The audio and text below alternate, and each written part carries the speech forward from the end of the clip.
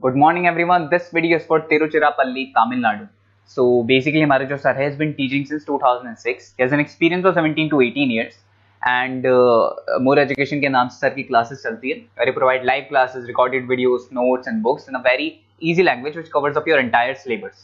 In this video, we'll talk about your course, specializations, about the best college for you, placements कैसी होंगी, salary expectations क्या रहेंगी, इन सभी चीज़ों को डिटेल में डिस्कशन करेंगे.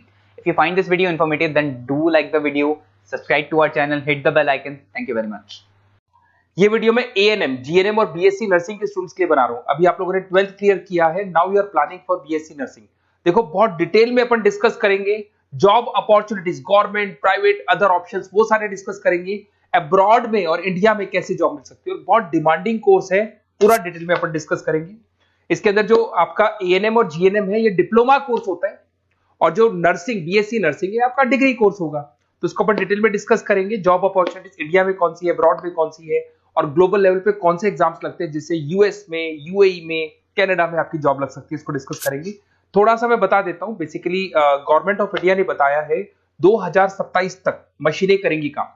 42% जो है आर्टिफिशियल इंटेलिजेंस और मशीन लर्निंग से काम होगा।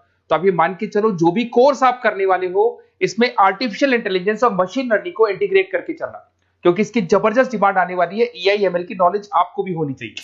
अगर यहाँ पे देखिए, फास्टेस्ट ग्रोइंग जॉब, बहुत सारी जॉब्स आने वाली है। बिग डेटा, फिनटेक, एआई/एमएल, बहुत सी जॉब्स जाने वाली है।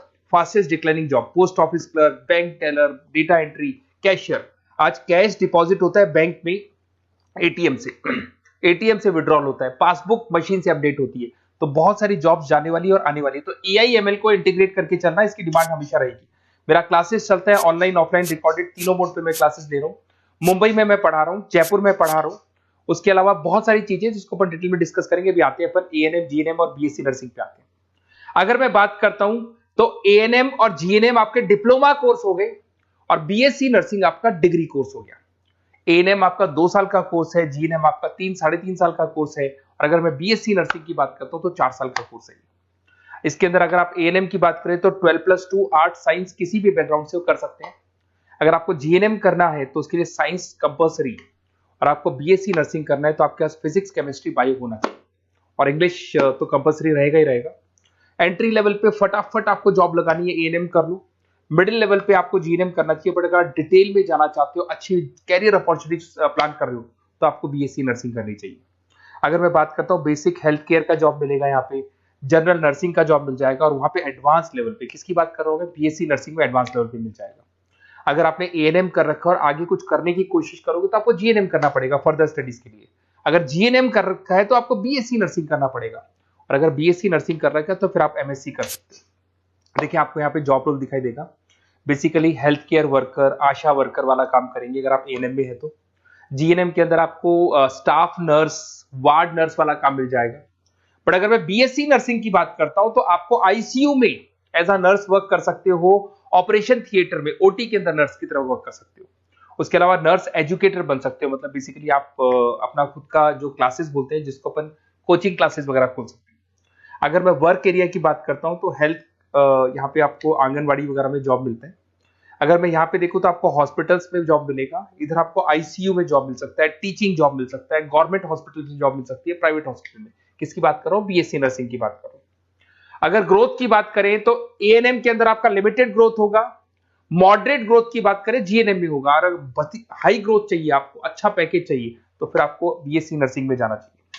अगर यहाँ पे सैलरी पैकेज की बात करें, फ्रेशर से लेके गवर्नमेंट जॉब तक भी 30,000 तक जाओगे आप एएनएम के अंदर।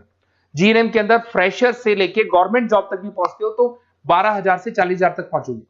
और अगर बीएससी नर्सिंग में जाते हो तो फ्रेशर भी हो तो आपको 18 से 30 मिल जाएंगे, और गवर्नमेंट जॉब तक अगर आप पहुंच जाते हो तो आपको 60,000 के आसपास मिलने लग जाएंगे। तो बेटर है कि बीएससी नर्सिंग करो, थोड़ा सा टाइम ज्यादा लगेगा, बट आगे आपको पैकेजेस बहुत अच्छे मिलते हैं। अगर मैं यहाँ पे देखता हूँ, क्विक एंट्री लेनी है, एएनएम में जाएंगे, बैलेंस ट्रेनिंग वगैरह देखना है, जीएनएम में जाएंगे। और अगर long term career growth plan कर रहे हो तो आपको बीएससी नर्सिंग में जाना चाहिए। अगर मैं गवर्नमेंट सेक्टर की बात करता हूं तो एम्स में आपका जॉब लग सकता है। उसके बाद में आपका स्टेट गवर्नमेंट में जॉब लग सकता है, इंडियन रेलवे में आपका जॉब लग सकता है, इंडियन आर्मी में जॉब लग सकता है आपका। उसके बाद में पीएचआई, सीएचसी में जॉब लग सकता है, आंगनबाड़ी सेंटर्स में जॉब लग सकता है। और कैटेगरी वाइज एएनएम का एएनएम वाला जॉब लगेगा, जीएनएम का जीएनएम वाला लगेगा, बीएससी नर्सिंग का जो थोड़ा सा हाई लेवल पे जॉब लगेगा। उसके बाद में अगर मैं प्राइवेट सेक्टर की बात करूं, अपोलो हॉस्पिटल, फोर्टिस, मणिपाल, सीके बिरला, सब में जॉब लग सकती है। तो सारे ऑप्शंस आपके पास रहेंगे, आईसीयू, स्टाफ केयर वगैरह बहुत सारी जॉब्स है, एएनएम जीएनएम की कैटेगरी वाइज जॉब लगेगा आप लोग का। अगर मैं बात करता हूं एनजीओस की, तो इसमें health care India, red cross society, UNICEF, WHO, यहां पे आपकी जॉब लग सकती है और वो कैटेगरी वाइज आपका जॉब लगेगा। अगर मैं सेक्टर्स की, अदर सेक्टर्स की बात करता हूं, तो आपके पास एक ऑप्शन है, अगर आपने बीएससी नर्सिंग कर रखा है तो टीचिंग असिस्टेंट बन सकते हैं आप, क्लिनिकल इंस्ट्रक्टर बन सकते हैं। होम केयर में अगर देखा जाए तो आपको होम केयर नर्स बन सकते हैं। टेली कम्युनिकेशन, आजकल ये टेली कंपनीज बहुत चल गई, जहां पे आप पेशेंट को, रिमोट एरिया में पेशेंट है, डॉक्टर नहीं है, तो आप उसको देखेंगे, सारे रिपोर्ट्स डॉक्टर को भेजेंगे, डॉक्टर्स को रिपोर्ट्स को स्टडी करके आपको सारा देगा, उसको अपन टेली मार्केटिंग भी बोलते हैं, टेली कंपनीज भी बोलते हैं। तो ये ऑप्शंस भी अवेलेबल है। अगर देखा जाए तो बीएससी नर्सिंग करने के बाद में आपकी गवर्नमेंट जॉब लग सकती है।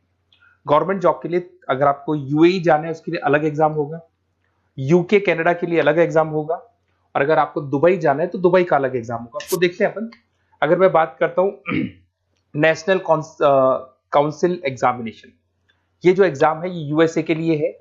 इसके अंदर आपका बीएससी नर्सिंग होना चाहिए, टॉफिल का एग्जाम भी आपका क्लियर होना चाहिए, और एग्जाम फॉर्मेट में ऑप्शन बेस्ड क्वेश्चंस आते हैं, 75 से लेके 145 तक क्वेश्चन रहते हैं।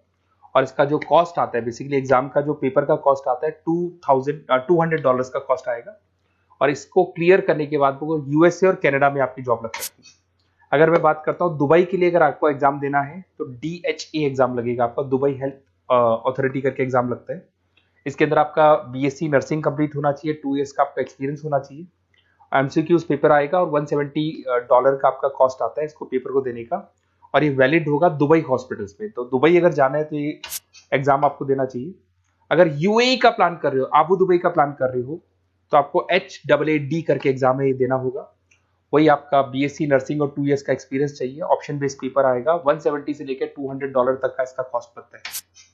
देखिए, अगर आपको बेस्ट कॉलेज देखना है नर्सिंग से रिलेटेड, तो आप मेरे को इस नंबर पे व्हाट्सअप कर सकते हैं या कॉल कर सकते हैं, तो मैं आपसे पूरा डिटेल में डिस्कस करूंगा। अपना नेम, नंबर, सिटी सब कुछ डाल के छोड़ दो और अपन डिटेल में डिस्कस करते हैं, और अगर कोई भी कॉलेज से रिलेटेड डाउट है तो मैं आपसे डिस्कस करूंगा। Okay, best of luck.